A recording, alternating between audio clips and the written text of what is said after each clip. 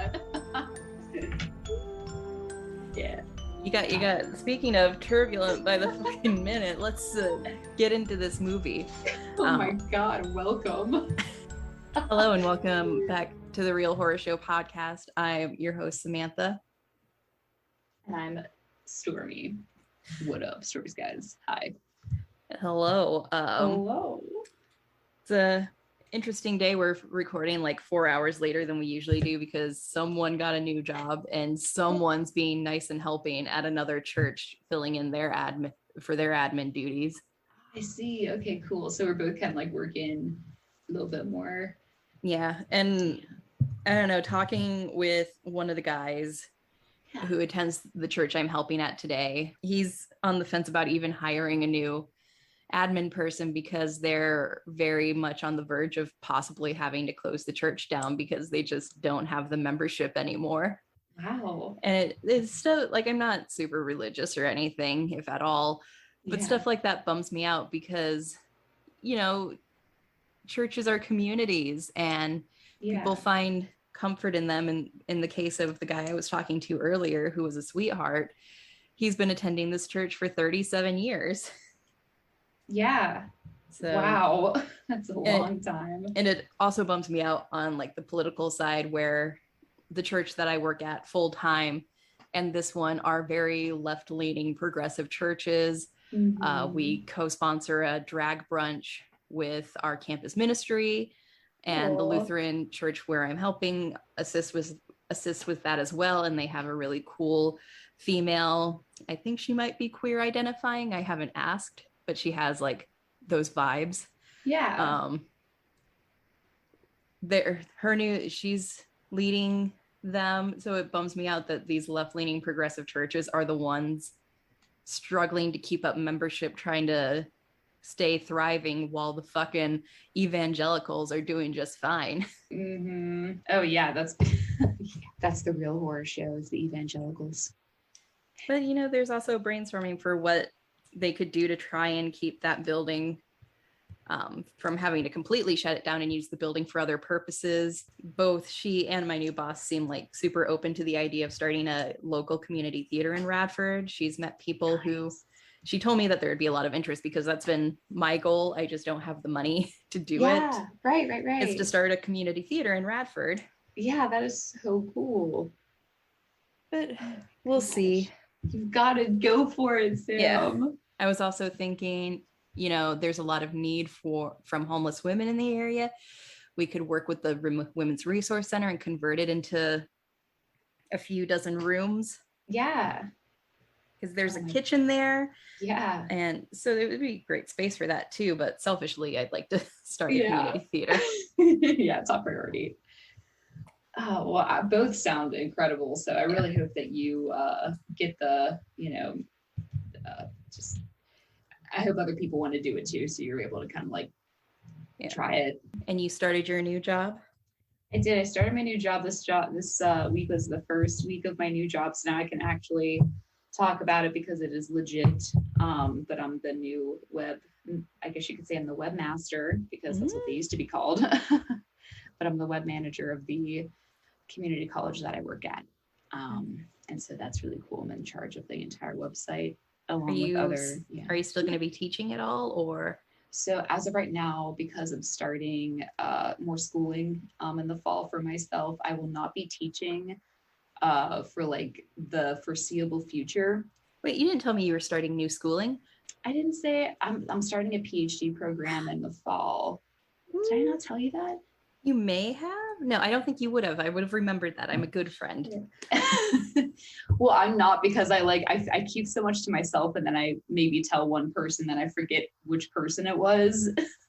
Yay, finally. Sam. Yeah, dude. So I swear to fucking God, I told you though. But because I decided in like May and maybe I was telling you I was looking again, but you may have told me you were looking. Okay. Well, I applied for a program and it begins this fall. So I'll be doing that and the new job. And so I won't be teaching for right now and I won't be working with the campus magazine. But I will be the advisor for the Writers Club still, just because that club like runs itself. It's a student run organization, so it's easy. And that's what I'll be doing. So for the next at least 3 years, I won't be teaching because I'll be trying to finish school myself. But once I do finish, then I can like reevaluate if I have time, if I even want to, you know, stuff like that. So. Yeah, that's so exciting. Where's your program? What's it out of? Cool. So it's an online program out of, I shudder to say this, but Liberty University in Lynchburg, Virginia. What? Yeah, they have a ton of online PhD programs. I was shocked. Bro. But yeah. Bro, yeah. We're going to ridicule you at the batch party. Oh man. Is it because like I'm not from Virginia, but I like know I know about LU, but I don't know it like as a local. But anyway, they were the only fully online PhD for higher education, administration, and leadership. Yeah. So, I mean, you gotta do what you gotta do. I know people who've gone to Liberty for their masters, I'm sure. So Liberty really fucking sucks. Yeah, tell me about it. Because they are a religious university, and I feel like you have more rules there than if you were to just fucking live at home in college. Yeah. Oh God, yeah. But you're safe. You're in Pennsylvania. You're a PhD student, so they can't like do too much to you. Yeah, the only thing that was like a con that put me off was that you have to just like use the Bible as like a source material first. And I'm like, what the fuck? I don't even have that. So like I have to like get a Bible and like write a research paper and like apply concepts from the Bible to the higher education. Like, what the fuck? So I don't know. I'm just looking at it from a very objective standpoint and seeing if I can challenge myself creatively and see if I can squeeze out any type of stuff from the Bible, put a spin on it, and then apply it in a certain way so it still makes sense. I don't know. So I'm actually kind of looking at it in a fun way that's silly and not serious. Yeah, like, that's the Bible. That's so crazy. You're gonna have to keep me updated on what you have to do. I can't wait to tell you about it, man. So I had a friend from high school who went to Liberty for undergrad. Oh, okay. And in high school, he was never openly homophobic. In fact, we suspect he is either bi or gay. Because whenever we would like discuss sexuality and stuff, he would always say things like, well, I don't think anyone's ever 100% straight. Yes, of course. And it's like, as you would. Yeah. We hear you and we see you and we love you very much. And while he was attending Liberty, I was reading one of his blog posts, and he got cast in a community theater production of Legally Blonde the musical. Nice. As the gay man. Yes. Oh, okay, cool. As the gay man, gay or European. And he apparently had like a huge like crisis of faith over this. And he was like, I was talking to my friend and she said, even if I'm playing a character, it's still a sin. And message redacted. I'm going to have to censor his name. Yeah. Excuse me. The guy I knew in high school would have never had this crisis of faith over it. Like he would have loved playing the role regardless, because that's a super fun role to play. But yeah, I'm sure that won't happen to you. Yeah, no. I'm far too old to be brainwashed at this point in my life. Yeah, you're too old and too far removed, since it is an online course. I know. I feel like since it is an online PhD, I'll like barely speak to anybody. Yeah. Ever. I'll never hear a voice. I'll just see typed text, and that's it. Yeah. Which is fine by me. I work better. I'm quite an independent worker, so that works for me pretty good. Yes. But expect to be ridiculed at the batch party. Excellent. Yes, please do. It's so silly. I know there's so many weird little things that could easily be used as like fodder for ridicule for me personally, like my diet and like my personal life choices. Like I'm a vegetarian, everybody. I eat fish though, so that and also dairy and stuff like that. So it's a little confusing of a diet. So you're a pescatarian, you're not a vegetarian. Yeah, I'm like a pescatarian or whatever the hell. Yeah, exactly. But yeah, I eat the fish. So I do that. I don't drink or do anything like that. And that can also be, kind of silly and funny, I'm sure. We won't pick on you for that. We need you. Oh, you don't do cocaine, loser. Like, no. But no, it's great that you don't drink, because the other bridesmaid, she can have one drink, otherwise her blood gets too thin and she could die. Whoa, really? She had a blood clot last year, so she's on blood thinners. Holy hell, yeah, I was gonna ask if she's the one that had a blood clot. Jesus Christ. Yeah. She okay? Yeah. Why did she get a blood clot? Her birth control. What? Oh my God. That's another real horror show thing that we could talk about another time. But anyway, guys, watch out there, okay? Yeah. Jesus, the Wild West. Speaking of watching out there. Yeah, anyway, wow, let's really get into it. If you thought that was all depressing, Jesus. Lord, just wait. This week we're talking about The Mist, also known as Stephen King's The Mist, which is a 2007 American science fiction horror film based on the 1980 novella The Mist by Stephen King. The film was written and directed by Frank Darabont. He'd been interested in making The Mist since the 1980s. Mm-hmm.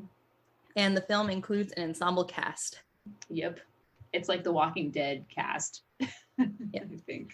And another note from this little Wikipedia blurb, the director revised the ending of the film to be darker than the novella's ending, a change to which King was amenable.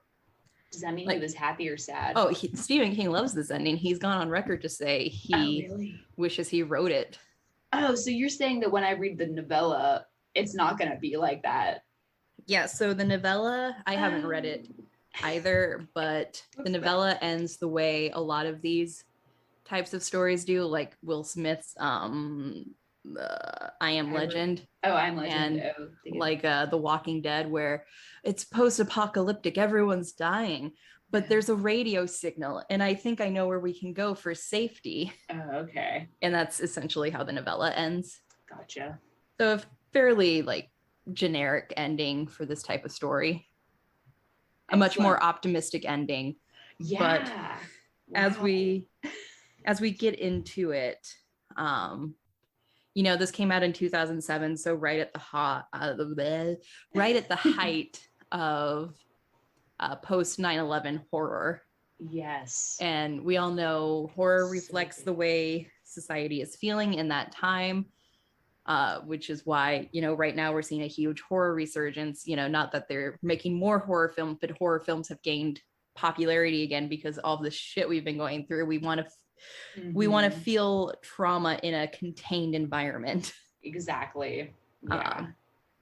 And so that's what the whole torture porn emergence of the post 9/11 world came from. And David wasn't a huge fan of this movie. He watched it with me and didn't like the ending. And I was like, well, does the ending make more sense if I say it's a post 9/11 horror movie? Yes. And he said it does, but he doesn't like the ending. He thought it was predictable, but I didn't see that coming at all. Right. And it might be predictable by today's standards, but like in 2007, fucking killing a kid point blank in the head. Jesus. Yeah. Spoilers, guys. Yeah. So like seriously, like big spoilers, especially since the ending is like different than the novella. I guess I don't have to read it anymore because I wanted to read it to see how fucked up it would be, but I guess it's not as bad. So wow. But like I'm sure that was super shocking for 2007 because oh my God. The father always survives with his son, right? Except, in Pet Cemetery. Yeah. But I guess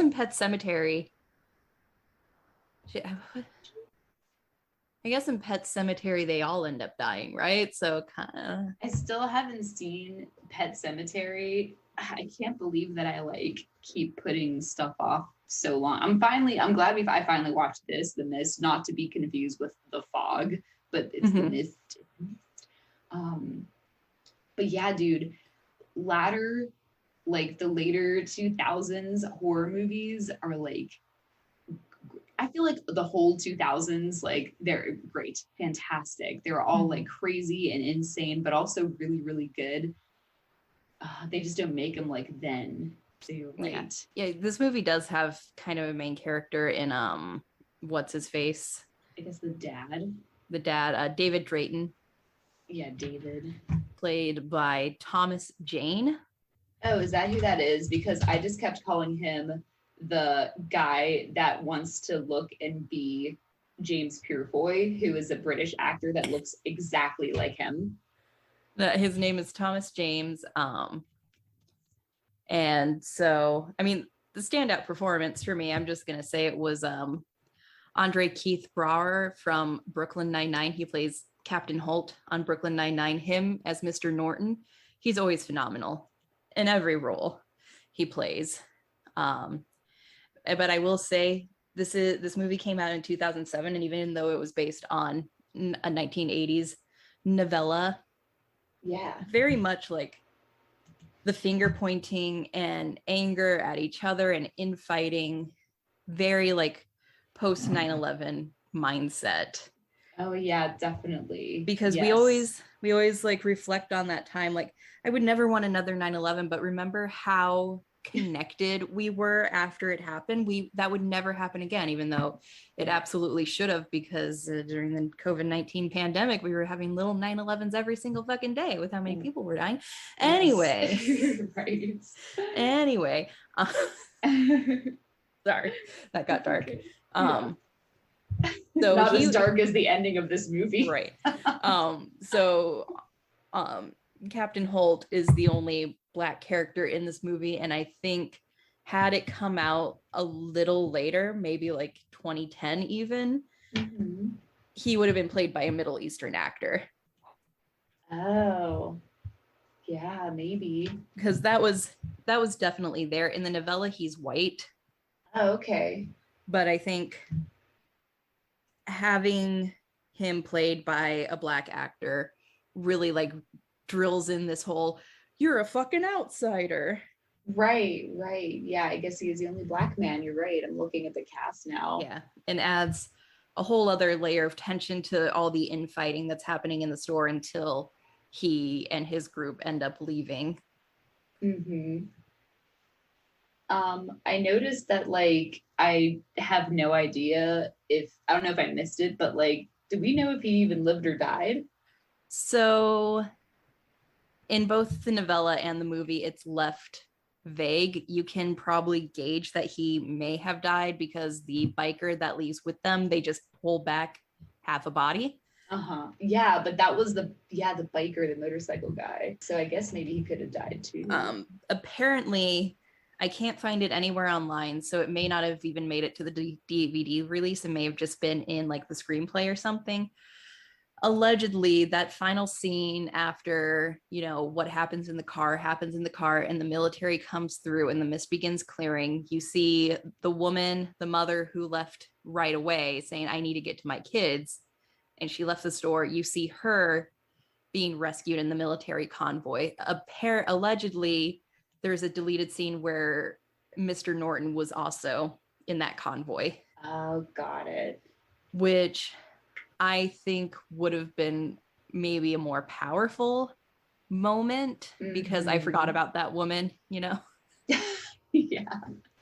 She has such a small role and you're supposed to remember her. Dude, she's in The Walking Dead too. Ooh. She's the one lady with short hair. Like, I always remember her because no matter how many years the zombie apocalypse goes on, her hair never grows longer. It only gets shorter, I feel like. Crazy how that happens. Same thing happens with body hair. Yeah. Oh yeah. There's a show I'm watching where like it's post-apocalyptic and all the women have no leg hair but armpit hair. So I'm just like, oh, well, you shave your legs, do ya? Oh, and we would be idiots not to talk about Marissa Gay Harden as the crazy religious nut. Yeah. Absolutely. She was phenomenal. She did win She's a star. Yeah, she won a Saturn Award for this. Oh, cool. Yeah. because she was phenomenal. I know. I love when I see her and stuff. I'm like, yes. When people talk about this movie, it's always her performance that they rave about, and rightly so. Yeah. She carried this movie. She did. Every time she was on screen, I couldn't look away. So Like, who gives a shit about what's in the mist when she's in the store? yeah, and you know what? Did we talk about plot enough to just talk about the mist and what's inside the mist? Absolutely, because Sweet. hot take. Yeah. This movie's strengths are with its ensemble cast and the shit that's going on in the store, that whole Lord of the Flies type shit. Yeah. It's weakest when we actually see what's in the mist, because the effects have not aged well at all. Yeah. And like the first time I watched this, I don't remember them being that bad, but watching it this past weekend, they were bad. Yeah. But, yes, they were bad. You were right. So I think the strength of this movie is definitely with the ensemble cast in the store and not so much the monsters in the mist. And that makes sense because Frank Darabont, the writer and director of this movie, he wanted to do this movie for so long. But do you know what his directorial debut ended up being? What? The Shawshank Redemption. Really? Yeah. Wow. And then he went on to direct The Green Mile. Wow. And then he did this? Yeah, he did a few things in between, but this was like his passion project. And knowing that he did those two Stephen King adaptations, which The Shawshank Redemption is one of the greatest movies of all time. Like, it is so good. Like, his directorial debut had 7 Oscar nominations. That's fucking impressive. It is. So it makes sense why the strength of this movie is on the ensemble cast and the emotions going on in the store rather than the actual monsters in the mist. Right. Yes. But I need to talk about just that, the monsters in the mist, because it's like the detail slips in the movie that the mist is like a government project weapon thing that goes wrong. Do I have that right? Yes, that is what it is. And I got curious because I don't know how much you follow or are aware of the Stephen King literary universe, where all of his books are connected and you can learn about how they're connected by reading the Dark Tower series. Oh, I have not read that, so I feel like I'm on like the outer rim of his like universe. Yeah, so I looked it up on the Stephen King wiki and it's never been confirmed, but it's speculated among fans of the Dark Tower series that what the military was doing created a thinning, which in the Dark Tower series is a rip between universes. Oh, so that's why the monsters. Yeah. Got it. That's why the monsters. And there's a nod to the Dark Tower series at the very beginning of this movie. Oh, about the tornado thing? Yeah, the actor is painting one of the Dark Tower covers. Oh, I thought he was painting. I guess that makes sense because it looks very similar to the cover of the movie Fistful of Dollars. I have to look it up. Yeah. But is that true? It's definitely the Dark Tower, though. Yeah, it's the Dark Tower. It's supposed to be it's supposed to be a Stephen King nod. But the Dark Tower is the series that connects or explains everything in like all the other Stephen King novels. Like, I guess the big one is It explains what it is. Just from another universe? Yeah. Yeah. Because it's like a spider. It's a spoiler alert, guys, if you haven't read It. Oh my god. It's like a giant spider. Right?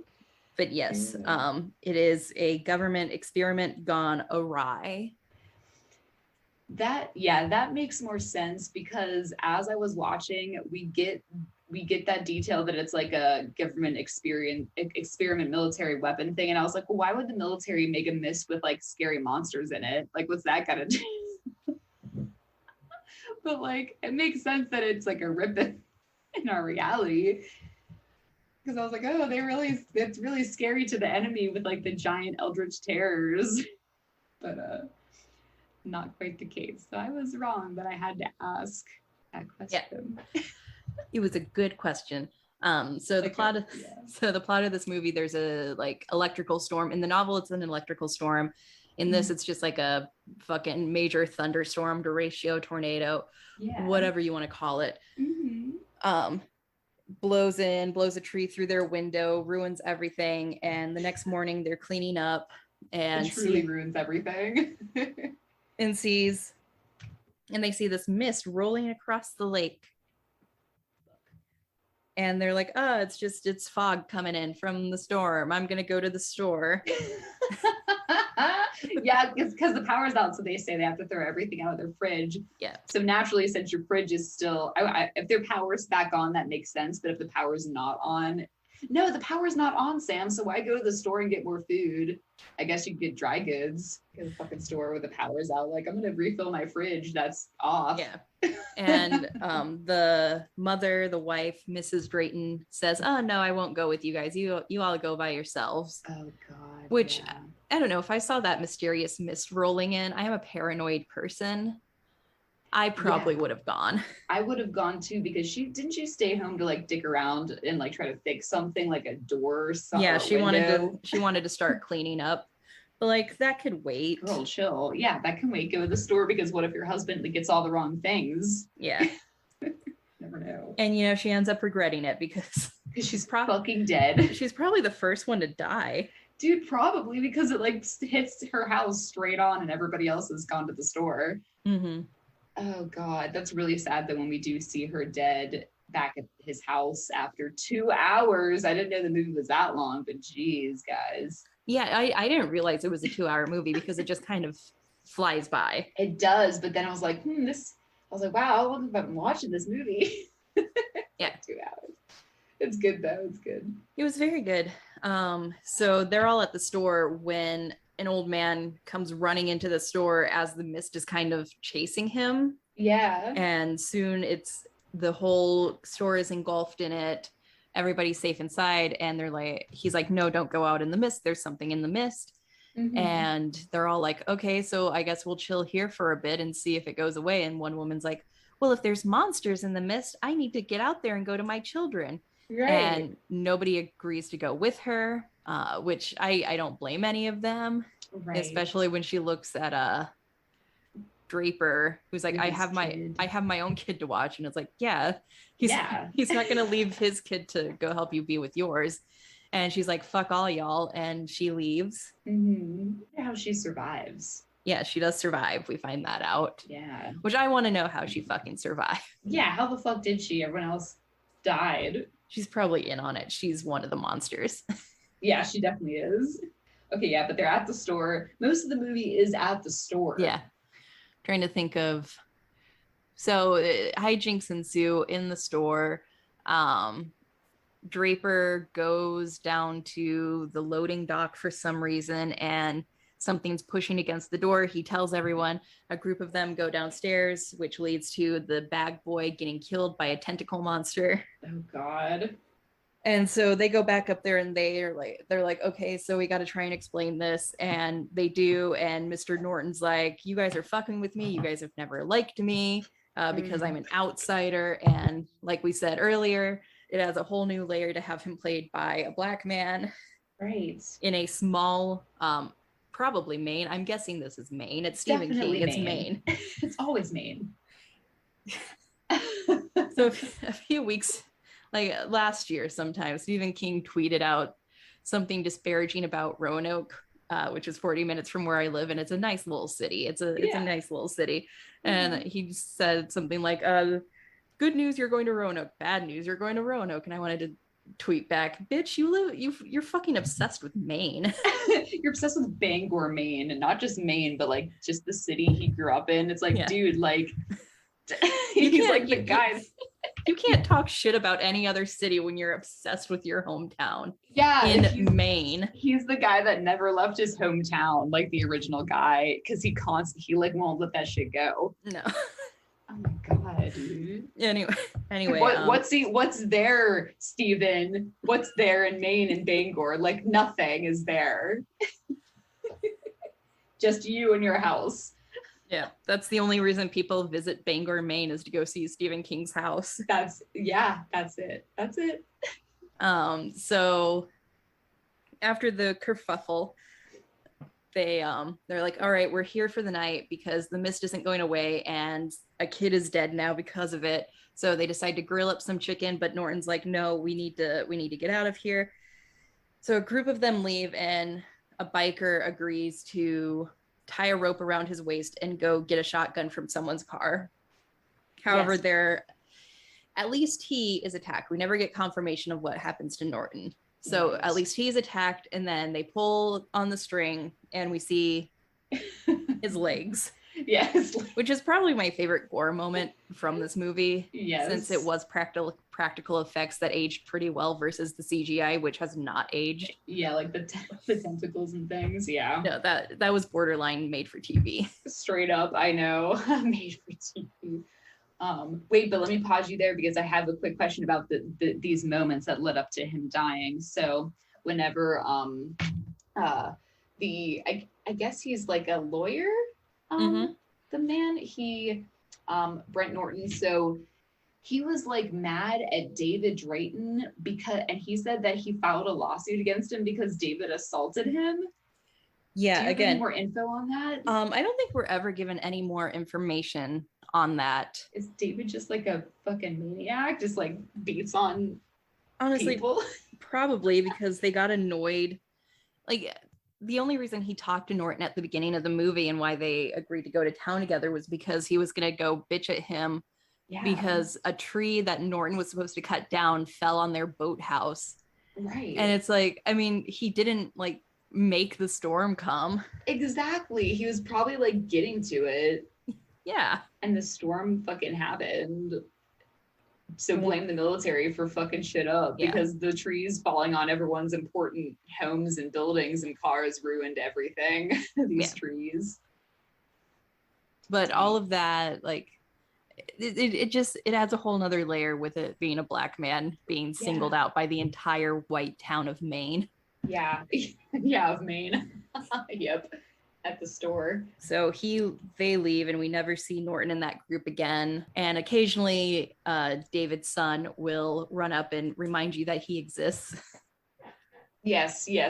And he's always like crying and stuff. Yeah. And I don't think it's long after that we get to the next big plot point, which is the giant bugs on the window. Oh, yeah. The giant bugs coming from the mist. They break through the window, get in the store, and there's a huge fight. Some guy accidentally sets himself on fire. The pretty bad girl gets stung in the throat and dies. Yeah, she's really pretty. Oh my God, can we talk about her boyfriend who looks like a freak though? Did you notice him? I noticed. Why does he look like that? I noticed he looked really familiar, but it could just be because he looks like every other 18-year-old army recruit in the world. He looked like, I don't know what is with his face in this movie, but he looked very scary. But he's like, it looks like he does a lot of voice acting for Star Wars. And he's in Riverdale. Maybe that's why you recognize him. He's probably in one episode of the Vampire Diaries or some shit. Probably. Oh my gosh, but he just looks like a freak. And I was like, dude, this guy out of here. Anyway, yeah, she could do better. This guy looked like it. Yeah. He just didn't look good in the movie. I don't know what kind of makeup they put on him to make him look like super pale with really red lips, but like that's kind of how he looked to me. That's how a lot of movies from this kind of time period look. We were a few years ago, I was rewatching The Princess Diaries, and my God, the makeup they put on the men. It was, oh my God, really? Yeah, it's makeup because they used to do makeup for it to look good on standard like VHS tapes, but now we have 4K televisions and it just, you notice it. Right. Oh my God, I'm gonna share this image with you or something because like this is just exactly what I mean. God, and get on Discord. Yeah, go ahead. It's during this bug attack that a bug lands on Miss Carmody and everybody's like, oh, thank God she's about to die. But then the bug doesn't sting her and flies away. And so now her crazy religious tangents are starting to gain some credibility. And like within 2 days, Yeah. She's created a little cult. Yes.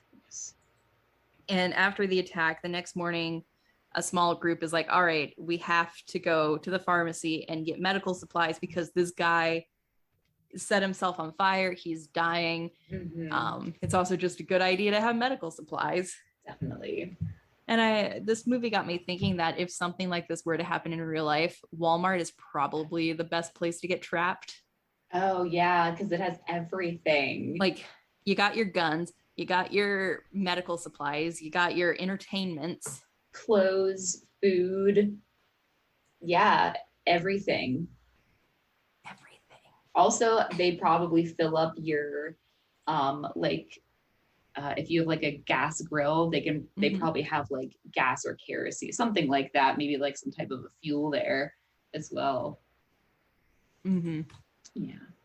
Anyway, since she was Pick looking like a goddamn psychopath. And then we get one of the scariest parts of the movie where the military officer is like, it's all our fault, it's all our fault. And then his blisters burst open and spiders start pouring out of his body. And that whole sequence is one of the scariest things. Yeah, everything is insane, from like the crazy like lady having her cult. From there on, things just begin to fall apart, and then they get a gun. Yeah. And they manage to narrowly escape the spiders with one casualty. Yes. Who they just leave behind because they can't really carry him back. Yeah.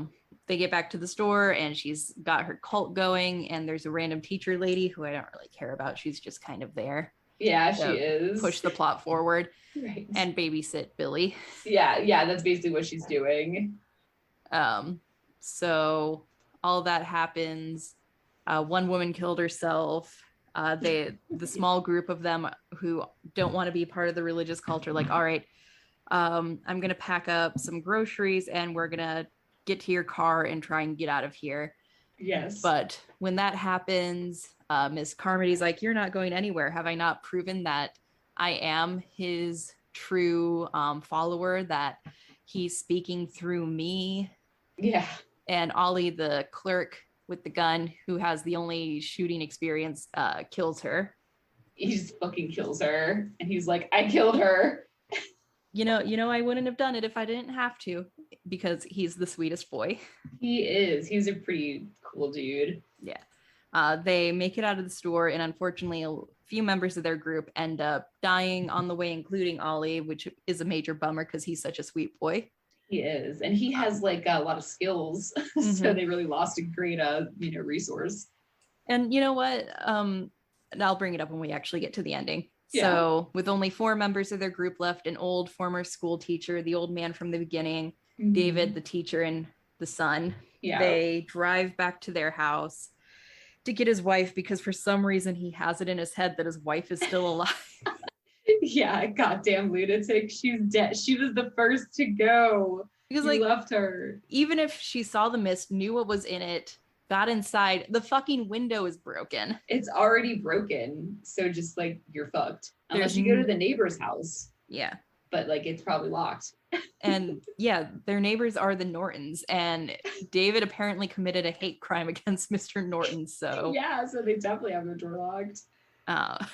Absolutely.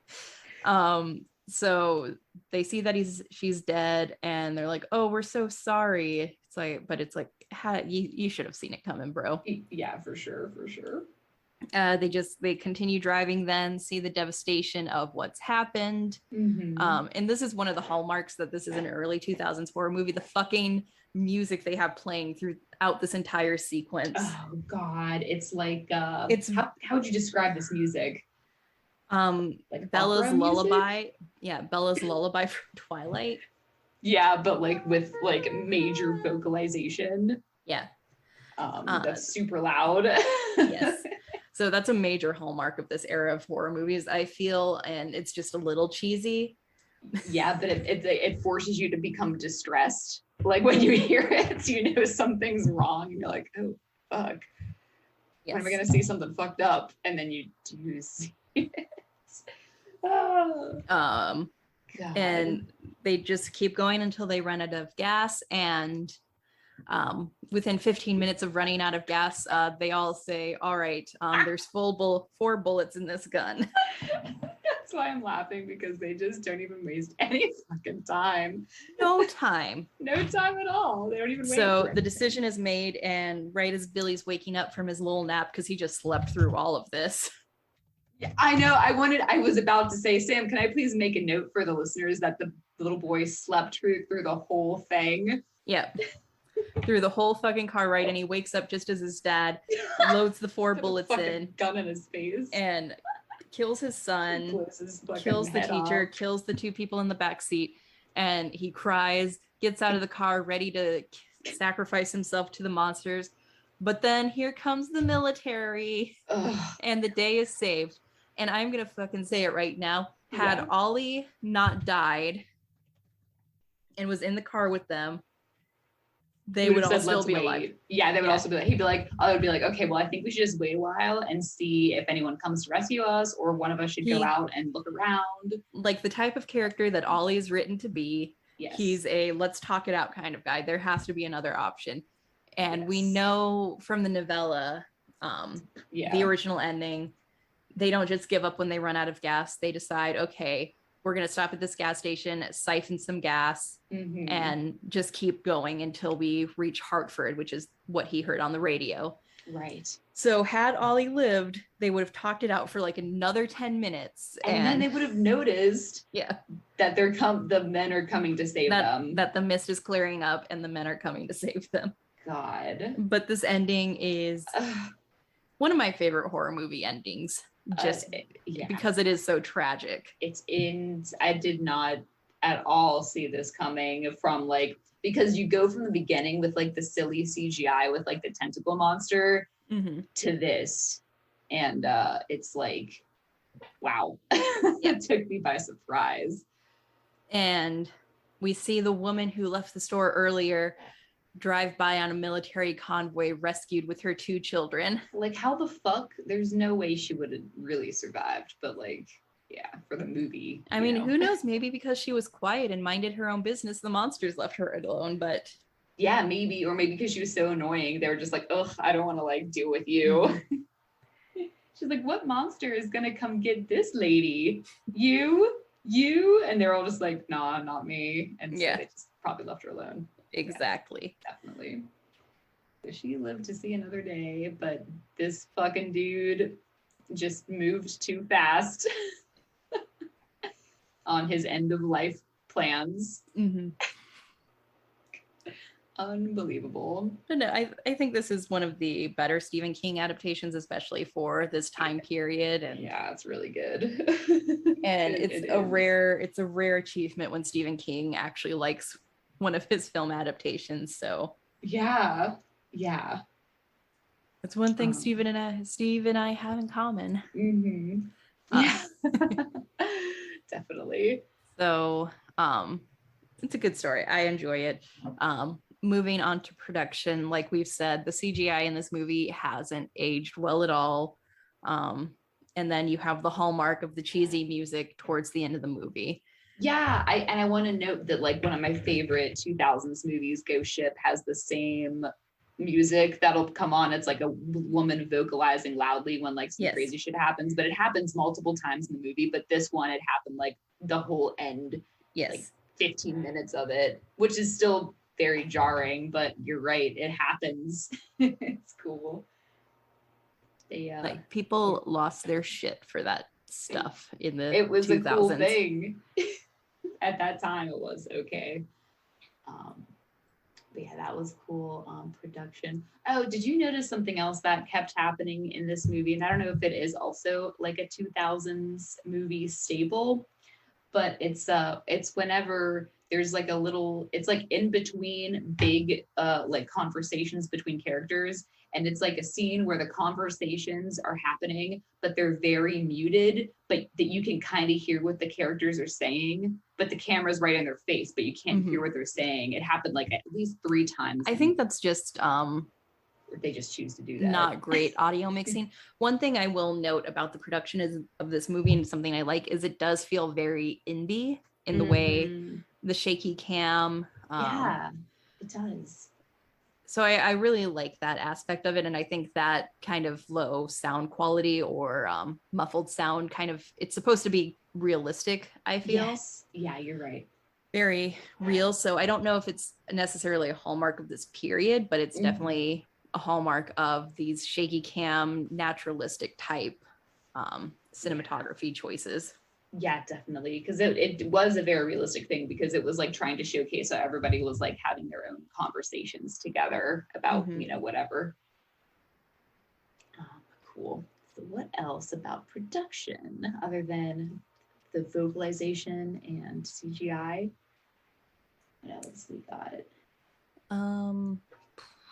Nothing too crazy with like the coloring or like the other. Nothing looked very strikingly beautiful or ugly. It was just kind of in the middle. Yeah, very, very realistic. It's all in the middle. Cool. There's not really a soundtrack to mention because there isn't. This isn't that type of movie. I think they really leaned into not found footage, but the in-between of found footage and high production quality. Definitely. What else? Well, there were the practical effects. I guess we can talk about that a little bit. I did like the practical effects. There were a couple that stood out to me. The body being dragged back with the intestines hanging out. That looked really good. And has aged really well. And then we did get one tentacle that was a practical effect. Yeah. Also, like the burned guy, he looked pretty good too. His makeup was very well done. Yeah. And I think just the cobweb stuff in the pharmacy, that was practical. And that's the creepiest scene of the movie. And while the spiders themselves are CGI, everything around them isn't and looks fantastic. Right. Absolutely. Yeah. So that's, I don't know what else. I think that wraps it up for production. There's not too much else because it's just like, like Sam said, it's not a big budget movie. Yeah, it's not, but it's just, it's almost like it's one continuous take because it's like from start to finish, we're seeing what's happening like almost in real time. Yes. And because of that, it doesn't feel like a 2-hour movie. You're right. Yeah. Like we're not wasting a bunch of time. We need to go to the library and have a montage of us researching this ghost problem. Oh God. I'm glad that didn't happen. Cool. What else we got? Plot, production, performance. Did we talk about performance? We did talk about performance. Yeah, everyone did pretty good. Yeah. It's an ensemble cast. We talked about Marcia Gay Harden. Yeah, she was phenomenal. Captain Holt was phenomenal. Was there something that you said you wanted to bring up when we talked about like the ending scene, or did you already bring up your point? I brought just the fact that if Ollie wasn't eaten by the giant praying mantis, he would have been the one to say, hey, let's talk about this for a few minutes before we immediately jump to suicide. Yeah. And that scene really was very jarring because it unfolds in a way that like they run out of gas. They sit there for like about a minute, and then the dude gets the gun out and he looks at the man behind him, and they're both like, the other guy nods like, yes, please kill us now. Like, why did they want to wait? Like, Jesus, just wait a little bit. Wouldn't you want to just like wait for a day? Talk it out. God, but they didn't even say a word. Talk out the other options. Like, well, are we close to a gas station? Could we go siphon gas? Could we go get food because we didn't have our groceries? We left the store in a bit of a hurry. Yep. Nope. They were just ready for end times and wanted to die then. And I do wonder what the message of it all is, because the people who tried to make an escape all died, but with this ending that the people in the store who stayed in the store, with the exception of Miss Carmody, they're fine. They're going to be saved. They are, if they're not already saved. So it's just what's that message supposed to be at the end? Exactly. Like, if you try to escape, you might get too paranoid and anxious and want to die.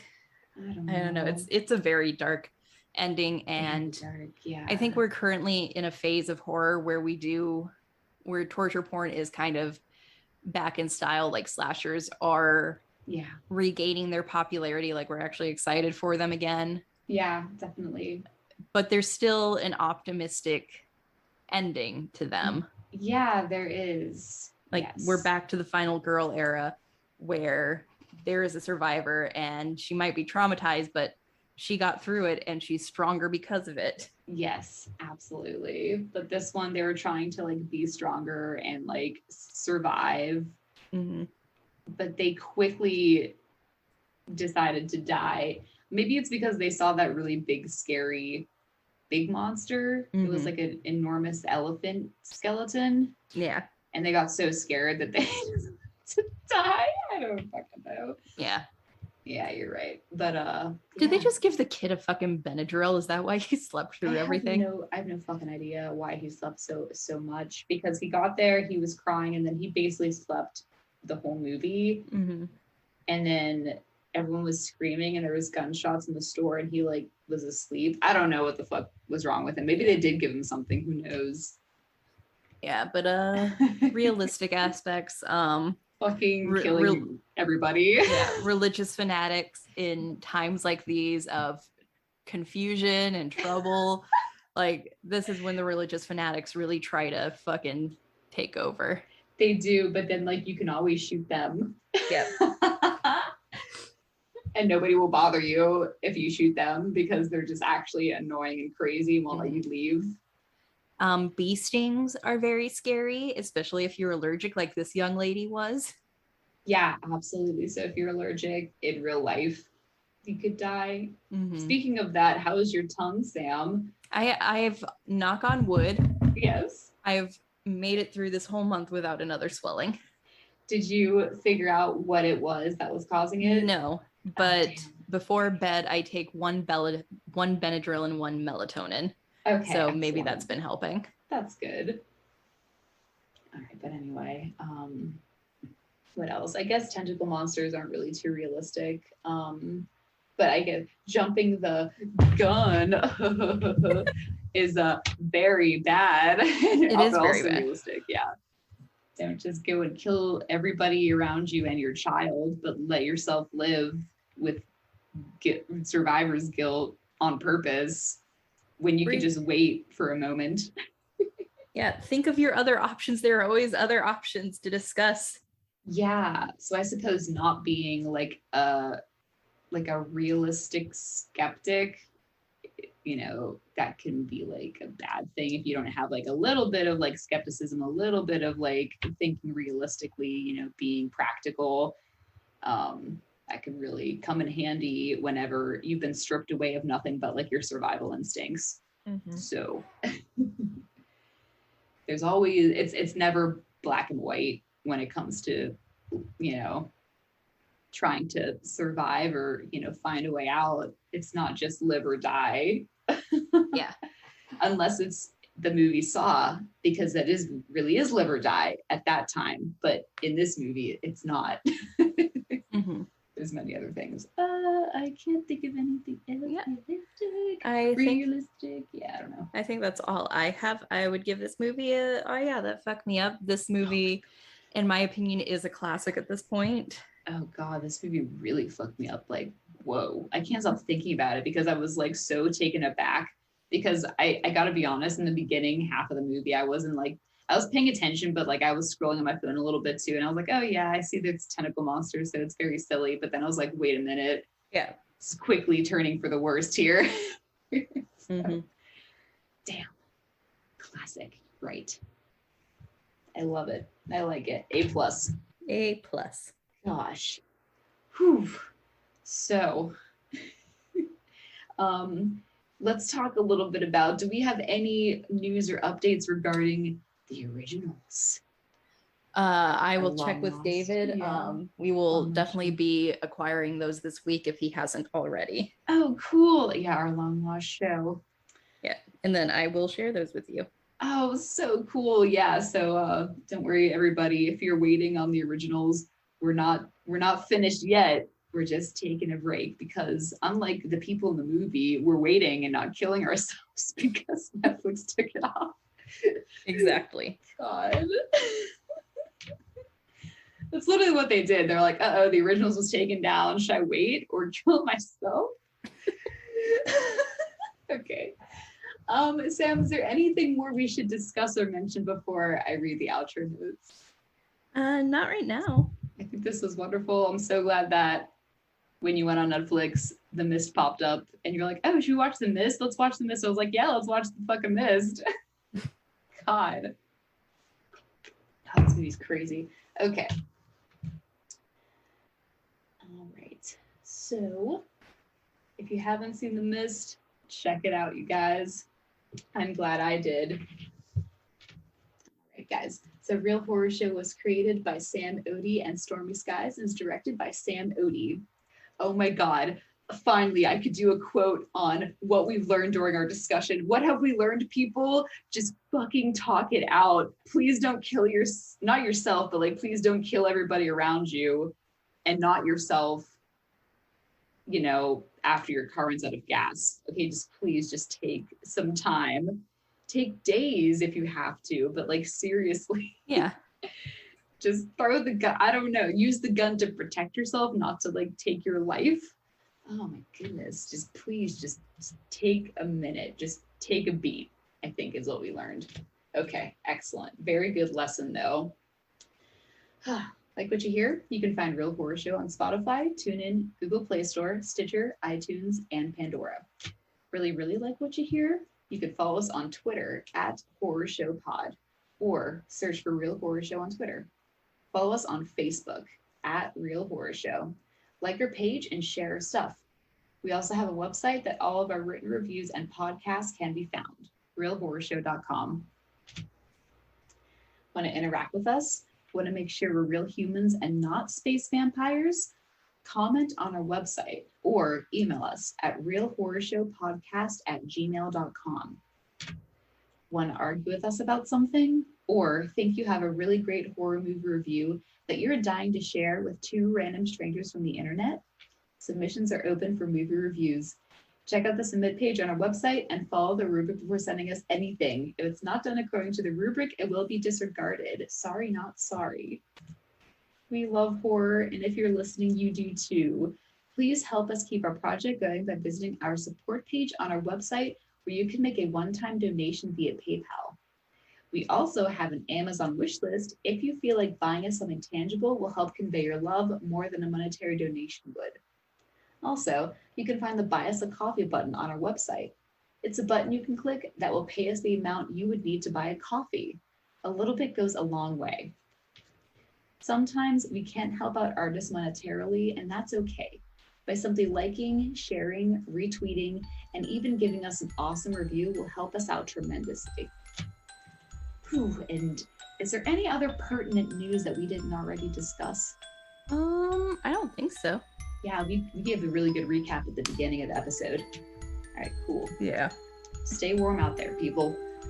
I mean, cool. Oh my God. Yeah. Warm is the opposite of what we want right now. Anyway, let's just forget that happened. Our outro song is called Creepy Doll by Jonathan Colton. Thank you, fuck off, and have a swell evening. This is Real Horror Show signing off. Bye. Bye-bye. And there's a creepy doll that always follows me.